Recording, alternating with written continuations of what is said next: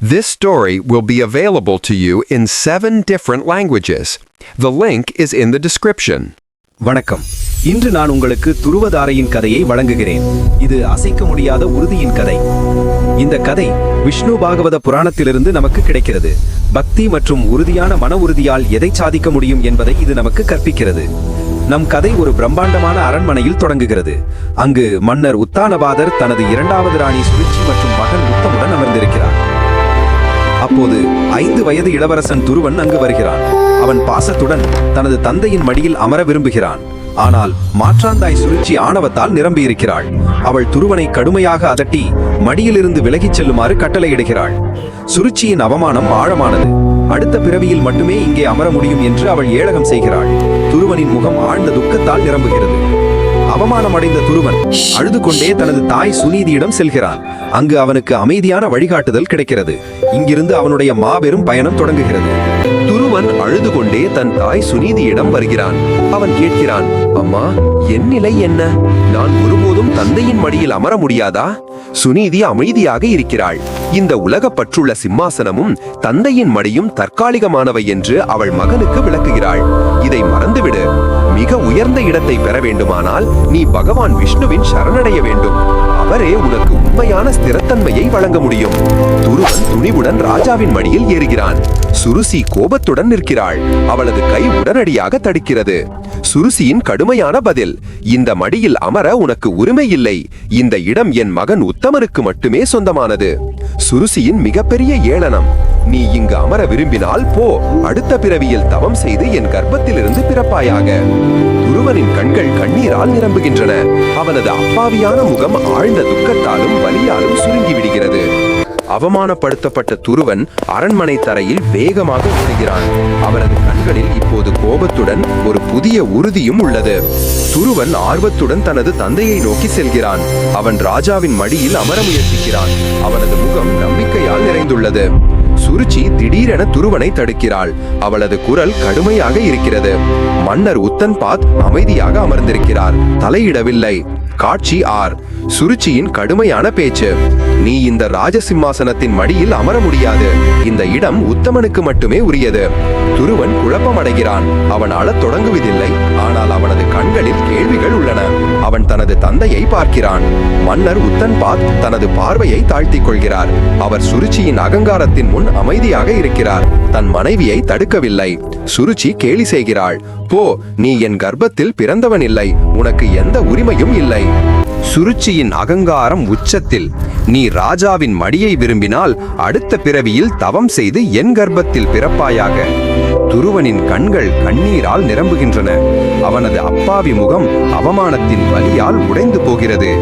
துருவன் வேகமாக, கிட்டத்தட்ட தடுமாறி சபா மண்டபத்திலிருந்து வெளியே ஓடுகிறான். அவனது சின்னஞ்சிறு காலடி சத்தம் எதிரொலிக்கிறது. துருவன் தனது தாய் சுனீதியின் எளிய அறைக்கு வருகிறான். அவள் தரையில் அமைதியாகவும் பணிவாகவும் அமர்ந்திருக்கிறாள். துருவன் அழுது கொண்டே தாயின் மடியில் தலையை வைக்கிறான். அவன் விம்மி அழுது அவமானத்தின் முழு சம்பவத்தையும் கூறுகிறான். சுனீதி தன் மகனின் தலையை தடவுகிறாள். அவளது கண்களிலும் துக்கம் உள்ளது. ஆனால் அவளது முகத்தில் அமைதியான ஏற்றுக்கொள்வு உள்ளது. துருவனின் கேள்வி, அம்மா, என் இடம் என்ன? சுருச்சியின் ஏளனத்தை விட உயர்ந்த ஒரு இடம் இல்லையா? சுனீதி அமைதியான குரலில் சொல்கிறாள், மகனே, இந்த சிம்மாசனமும் உலகப் பொருட்களும் நிலையற்றவை. மிக உயர்ந்த இடம் பகவான் விஷ்ணுவின் பாதங்களில் மட்டுமே உள்ளது. அவரே உனக்கு உண்மையான ஸ்திரத்தன்மையை அளிக்க முடியும். துருவன் அழுகையை நிறுத்துகிறான். அவன் கண்களில் இப்போது கண்ணீர் இல்லை. மாறாக ஒரு அசைக்க முடியாத உறுதியின் ஒளி இருக்கிறது. துருவன் உறுதியுடன் சொல்கிறான், அப்படியானால் நான் மிக உயர்ந்த இடத்தை பெறுவேன். சுருதியால் ஒருபோதும் பறிக்க முடியாத ஒரு இடம். சுனீதி தன் மகனின் நெற்றியில் முத்தமிடுகிறாள். தன் மகன் இப்போது ஒரு பெரிய பயணத்தை தொடங்கப் போகிறான் என்பதை அவள் புரிந்து கொள்கிறாள். துருவன் தனது சாதாரண சிறுவனின் உடையை மாற்றுகிறான் மற்றும் அரண்மனையை துறந்து உறுதியான அடிகளுடன் வெளியேறுகிறான். துருவன் அரண்மனையின் பிரதான வாயிலிலிருந்து வெளியே வருகிறான். நகரத்தின் பரபரப்பை விட்டுவிட்டு அவன் நேராக காட்டினை நோக்கி பார்க்கிறான். சிறுவன் துருவன் தனியாக கரடுமுரடான பாதையில் நடந்து செல்கிறான். அவன் திரும்பி பார்க்கவில்லை. காடு தொடங்குகிறது. துருவனுக்கு பயமில்லை. அவனது முகத்தில் இன்னும் அவமானத்தின் நினைவும் ஒரு நோக்கத்தின் உணர்வும் உள்ளது. தூரத்திலிருந்து தேவர்ஷி நாரத முனிவர் வருவது தெரிகிறது. அவர் ஒரு மரத்தடியில் தனது வீணையுடன் தியானத்தில் ஆழ்ந்திருக்கிறார். நாரத முனிவரின் பார்வை துருவன் மீது விழுகிறது. இவ்வளவு சிறிய பையன் காட்டில் தனியாக இருப்பதைக் கண்டு அவர் திகைக்கிறார். நாரத முனிவர் துருவனின் முன் வந்து அன்புடன் அவனை தடுக்கிறார். நீ யார் குழந்தாய்? இந்த பயங்கரமான காட்டில் என்ன செய்கிறாய்? துருவன் பயமின்றி உறுதியாக தான் மிக உயர்ந்த இடத்தை பெறுவதாக தவம் செய்ய வந்திருப்பதாக கூறுகிறான். நாரத முனிவர் துருவனின் கதையை கேட்கிறார். அவர் அந்த பையனின் அசைக்க முடியாத உறுதியினாலும் அவனது எளிமையினாலும் ஈர்க்கப்படுகிறார். தவத்தின் பாதை எவ்வளவு கடினமானது என்பதை முனிவர் விளக்குகிறார். அரண்மனைக்கு திரும்பிச் செல்லுமாறு அவருக்கு அறிவுறுத்துகிறார். துருவன் தலையசைத்து தான் திரும்பி போக மாட்டேன் என்று சொல்கிறான். அழியாத இடமே தனக்கு வேண்டும். நாரத முனிவர் துருவனின் உறுதியை புரிந்து கொள்கிறார். இப்போது அவனை தடுப்பதற்கு பதிலாக வழிகாட்ட முடிவு செய்கிறார். யமுனை நதிக்கரையில் உள்ள அமைதியான மதுவனத்திற்கு செல்லுமாறு நாரத முனிவர் துருவனுக்கு அறிவுறுத்துகிறார். நாரத முனிவர் துருவனின் காதில் ஒரு மகத்தான மந்திரத்தை உச்சரிக்கிறார். ஓம் நமோ பகவதே வாசுதேவாய. துருவன் மந்திரத்தை கவனமாக கேட்டு அதை மீண்டும் உச்சரிக்கிறான். அவனது முகத்தில் இப்போது நம்பிக்கையும் பக்தியும் பொழிகிறது. நாரத முனிவர் புன்னகைக்கிறார். துருவன் அவருக்கு வணங்கி புதிய உத்வேகத்துடன் மதுவனத்தை நோக்கி தனது பயணத்தை தொடர்கிறான். துருவன் மதுவனத்தின் அமைதியான மற்றும் புனிதமான பூமியில் நுழைகிறான். அவன் சுற்றிலும் பார்த்து தவம் செய்வதற்கு ஏற்ற ஒரு பாறையை தேர்ந்தெடுக்கிறான். அவன் பாறையின் மீது அமர்கிறான். கண்களை மூடிக்கொண்டு அந்த சிறுவன் தியானத்தில் மூழ்கி விடுகிறான். அவன் வாயிலிருந்து மெதுவான மந்திர ஜபம் தொடங்குகிறது. முதல் சில வாரங்கள் துருவன் காட்டில் கிடைக்கும் பழங்களையும் வெர்ரிகளையும் மட்டுமே சாப்பிடுகிறான். அவனது உடல் குழந்தைத்தனமானது, ஆனால் மனம் உறுதியானது. காலம் கடக்கிறது. துருவனின் உடல் அசைவற்றதாகி விடுகிறது. அவனது சுற்றுப்புறத்தில் இலைகளும் தூசியும் குவியத் தொடங்குகின்றன. தவத்தின் தீவிரம் அதிகரிக்கிறது. துருவன் உணவை துறக்கிறான். இப்போது அவன் யமுனை நீரை மட்டுமே குடித்து வாழ்கிறான். மான் மற்றும் புலி போன்ற காட்டு விலங்குகள் அவன் அருகில் வருகின்றன. அவை சிறுவனை அமைதியாக பார்த்துவிட்டு தூரமாக சென்று விடுகின்றன. அவனை தொந்தரவு செய்வதில்லை. கடுந்தவத்தின் அடுத்த கட்டம் துருவன் நீரையும் துறக்கிறான். அவன் பிரபஞ்ச காற்றை மட்டுமே நம்பியிருக்கிறான். துருவனின் சுவாசம் மிகவும் மெதுவாகிறது. அவனது உணர்வு மந்திரத்திலும் பகவான் விஷ்ணுவின் தியானத்திலும் மட்டுமே குவிந்துள்ளது. தவத்தின் அக்னியால் வளிமண்டலம் சூடாகத் தொடங்குகிறது. மதுவன மரங்களின் இலைகள் காற்றின்றியே நடுங்குகின்றன. துருவன் அமர்ந்திருக்கும் இடத்தை சுற்றியுள்ள மண் வறண்டு வெடிக்கத் தொடங்குகிறது. பூமி எதிர்வினையாற்றுகிறது.